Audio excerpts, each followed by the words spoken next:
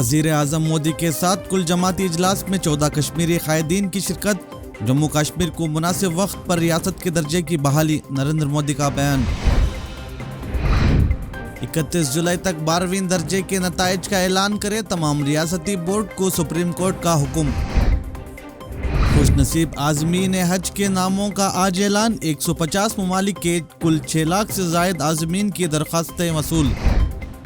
वज़ीर आज़म मोदी की क़यादत में जम्मू कश्मीर के मौजू पर मीटिंग का इख्तिताम। आर्टिकल 370 वापस नहीं लिया जाएगा।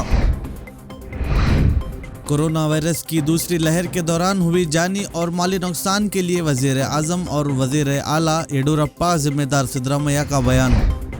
शहर बेंगलुरु में दिन दहाड़े साबिक़ी कारपोरेटर रेखा कदरेश का कत्ल, 24 घंटों में हुए मुलज़िमीन गिरफ्तार। रियासती कर्नाटका में 1.5 साल की ताख़ीर से रियासती हज कमेटी के चेयरमैन में इंतखाब। रऊफुद्दीन कचेरी वाले 7 वोटों से नए चेयरमैन मुंतखब। कर्नाटका में डेल्टा प्लस के मामलात में इजाफा तशवीशनाक। हुकूमत 2-3 माह के अंदर तमाम लोगों को वैक्सीन देने का काम पूरा करे, सिद्धरामैया का बयान। दिसंबर माह तक रियासत कर्नाटका की पूरी आबादी को वैक्सीन दे दिया जाएगा, डॉक्टर सुधाकर का बयान।